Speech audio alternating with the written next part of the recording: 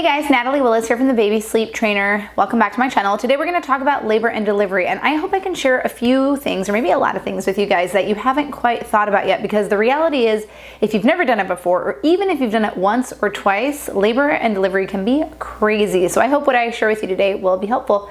Let's dive in.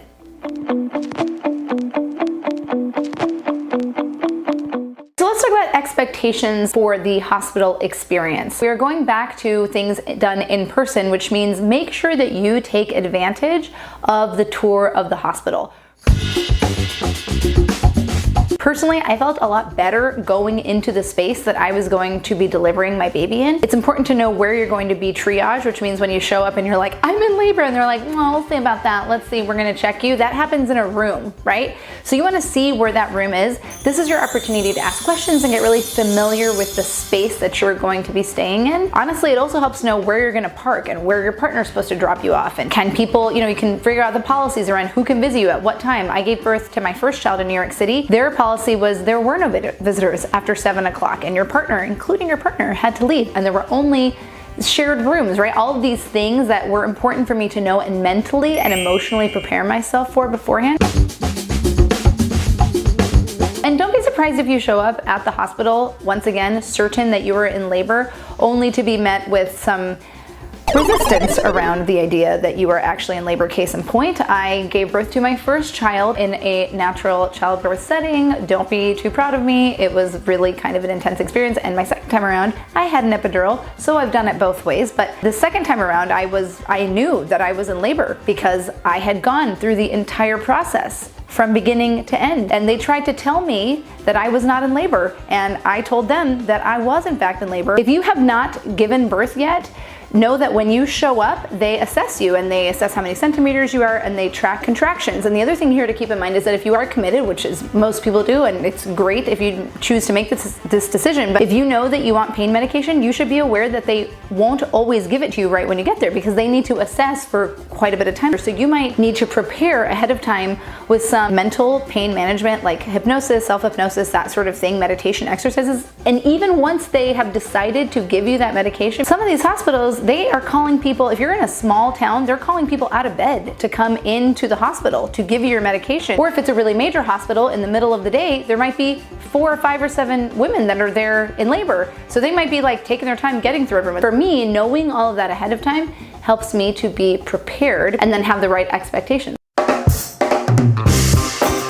How do we make your stay better when you're actually at the hospital? I want you to take a moment and think through what happens from the moment you brush your teeth to the moment that you actually fall asleep. And think of all of the steps that you take, and then think through how you can mimic that in the hospital. Also, a tip is going to be to bring a white noise machine. White noise is really, really great. It sounds like constant white noise inside of your womb for your baby. So actually when you give birth, and it can be kind of quiet, or worse, when it's quiet with like intermittent bursts of sounds of people walking in your room, beeps, things like that, it can be very disruptive to newborns. And frankly, it's difficult to sleep through those sounds at the hospital. So bringing your own white noise machine, maybe your own pillow, your own things to the hospital, and making sure that you have all the little bits and pieces of things that you need to feel comfortable. That's really, really important. And as committed as you may be, or hopeful as you might be to have a vaginal birth, lots and lots of births end up in a C-section, unexpected emergency C-sections. Sometimes that's the way things go. You might be in that hospital way longer than you anticipate being there, so you should make sure that you're prepared to be there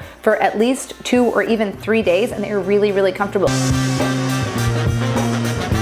Most hospitals will have you covered as far as like wipes and diapers and really anything that your baby needs physically. Make sure that you buy newborn specific clothes, because I promise you pretty much everything else, they're gonna be swimming and anything else. Your baby's not gonna need a whole lot at the hospital, but when you go on that tour, I would say, excuse me, lovely nurse or hospital representative that is giving me this tour, is there anything that you feel like I should know that I should definitely bring to the hospital for my baby? I know this is gonna sound kind of a little bit weird, but you don't know exactly what's going to happen when you go in to deliver this baby, even if they are your 3rd or 4th or 5th or 6th baby. So you want to go in focused on 1, having a healthy baby, and 2, recovering physically. Those are the only things that you need to really, really focus on when you're there. When I gave birth to my first child, I was so overwhelmed that I just turned my phone off. I just didn't talk to anybody for like several weeks. My husband, talked to my parents, talked to his parents, but I just didn't respond to people. And I think people knew that I was having a baby. And so I decided my second time around, I started telling people, hey, when I give birth to this baby, I'm probably not going to talk to anybody for a month. And here's my husband's phone number. So, if you have any questions, you can contact him, and you can try to contact me, but don't be offended if I don't reply to you, because my complete and total focus my second time around was on my baby and physically, recovering. I cannot overemphasize how important I think it is for you to have zero expectations as to what that experience is going to be like. Hopefully, it will be a positive, happy experience, and your brain will be able to do its job and flood your body with these amazing hormones, and you'll feel instantly connected to this baby. That's great when that happens. That doesn't always happen. That didn't happen with my first baby because I gave birth naturally. I think I felt like chest bumping someone and like I had just finished a marathon, and I was sort of looking at this thing that came out of my body, and I was like, what the hell is that?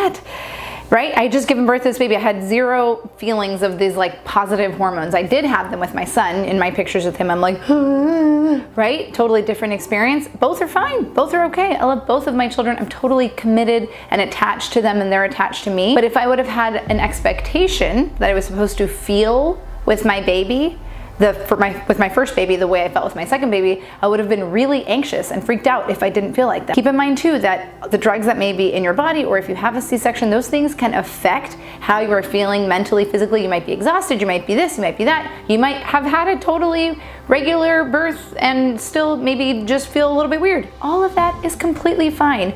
Do not get stressed or anxious that how you feel in that first moment means anything other than how you feel in that moment.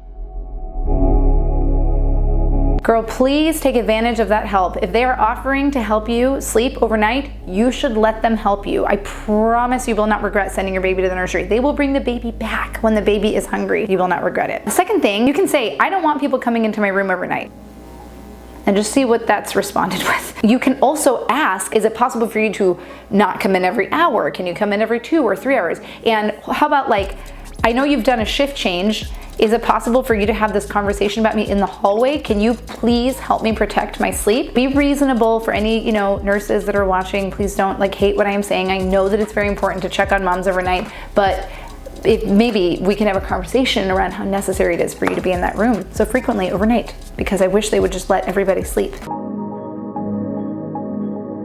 So let's talk about a couple of other terms that you might have read or heard about, or maybe you've never heard about before. Most women who give birth nowadays at least want to attempt breastfeeding, which is wonderful. It's wonderful when you're able to nurse your baby. You've probably heard that it's a really big challenge for lots of people. No shame in that either. But did you know that when you give birth, there's no milk usually that comes out? It's something called colostrum, which is kind of like an amber, golden-ish colored fluid. It looks kind of like the consistency of honey. At least that's what it looked like to me. I wouldn't be surprised if it varied from woman to woman. It's hyper concentrated. So if your baby gets any of it out, they actually don't need much colostrum, and I think it's in the first day or 2 of their life. That's pretty much all they're taking. So one, be aware that milk's probably not going to come out right away. Most hospitals, almost all hospitals, will have lactation support. Ask for the lactation support. Just say, I would like that. How can I sign up for that? As soon as you give birth to that baby, get yourself on whatever list you need to get on. Don't wait to not know what you're doing. Don't wait. Just have them come in there and be like, how do I do this? And every opportunity you can get for them to come in here, please come back. Is this right? Does this look great? Does this look great? How about this? As a metaphor, I am learning to knit right now. And I can knit 20 or 30 stitches. And then suddenly I'm like, wait, I think I did something wrong. I must have reversed something. And then I look and I'm like, oh my gosh, I totally screwed this up. And my knitting teacher has to come and turn it around and undo it and do it all again. That's what nursing can be like. You can actually feel fine about it for a little while, and then suddenly something will happen, and suddenly you're like, this isn't working. Why isn't this working? Or why isn't the milk coming out? Or how about this lump here? Well, I think this breast is making milk, but how about this one? I can nurse fine on this one, but this one, I don't know about this position. I'm really tired. All those questions, the lactation specialist or the lactation consultant will be able to help you. Keep in mind too that when you are nursing, and this is something even that more seasoned moms will sometimes forget, and more seasoned might be your second or third baby, when you're nursing that baby, even if only colostrum is coming out, your uterus is contracting. In fact, the sucking motion on your nipples stimulates your uterus contracting. That's what we want it to do. That's very, very normal. It can be pretty uncomfortable. And don't forget, when you feed your baby, even if you think it's just colostrum, right? Even if your milk hasn't come in yet, get in the habit of learning to burp your baby. You'll find that different babies prefer different ways of being burped. Some like to be kind of held forward, you know, like this, where you knock their back. Some like to be over your shoulder. Sometimes they change the way they like to be burped, but do not underestimate the importance of burping. Meconium. This is your baby's first poop. Meconium is like tar. It's really crazy sticky. So it's what's been in the baby's intestines through their entire gestation. And then it all comes out, and it's pretty gross and black and sticky and just very hard to deal with. So one, expect that meconium, it's coming, so be aware. A lot of hospitals, they will require the baby to have pooped and to have peed a certain number of times, which is a good thing. So don't forget to track how many wet diapers there are, because the nurses might not catch all of them, and you should be tracking them. Pretty much all newborn diapers have a little yellow stripe that will turn blue to let you know that your baby's peed.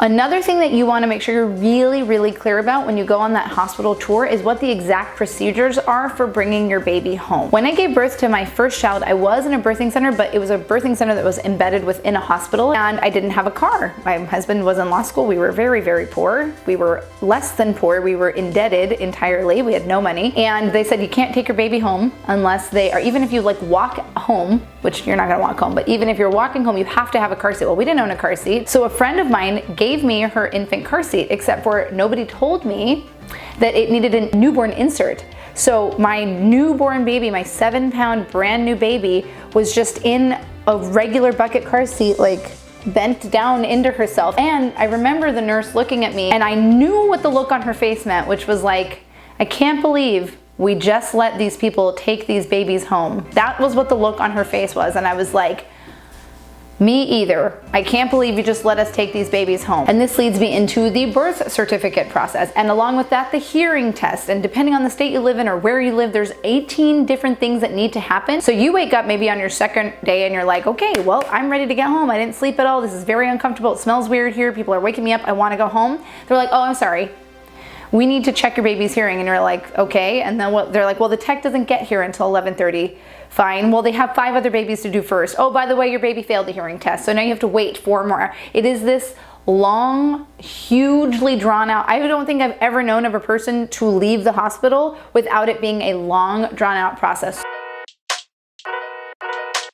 And finally, let's talk about the hormones. Sometime after you leave the hospital, maybe around the 2nd or 3rd day, it's probably a little bit longer for some women. It might be the day you give birth. For other women, it's going to probably be really dependent on a number of factors. You might experience some pretty wild mood swings. You might especially notice some unexpected tears or unexpected feelings of overwhelm. And I think for most people, they don't truly know the definition of the word overwhelm or overwhelmed until they experience it after they have a baby. You are quite literally overwhelmed, and it can be very disorienting, and it can be, you may be looking like you're upset and crying, and you may not even feel upset. You may be like, wow, I'm suddenly very upset and I don't know why. Or actually, I'm just expressing all of this emotion is coming out of me and I didn't think I was sad. Am I sad? Normal. All very normal. It's important to say, if you have any concerns around your own health and safety or the health and safety of your baby because of the way that you are feeling, just tell somebody. There's nothing wrong. Sometimes it happens. It's always okay to tell your partner or call your doctor's office or tell your baby's pediatrician. You should tell someone. And also, that doesn't happen very often. It's okay if it does. Just talk to someone. There's no shame in how you're feeling. But also expect just very intense feelings that maybe even come out of nowhere. Because even when you have a baby, naturally, like I did, it's very shocking. Or if you have a C-section, very shocking. Or if you have an epidural, that's shocking too. It's all shocking, especially the first time you've done it. It's just very overwhelming. So however you feel is normal. You are not meant to come out of the hospital being like, that was fine. I feel totally okay about that experience. That wasn't weird at all. I could do that again. No, very few people feel like that when they leave the hospital. So if you like what you're hearing, I know that was a tremendous amount of information, but don't worry, there's lots more in my head and I like to share it all the time. Make sure you subscribe, hit the bell so you get the notifications, and I will see you next time.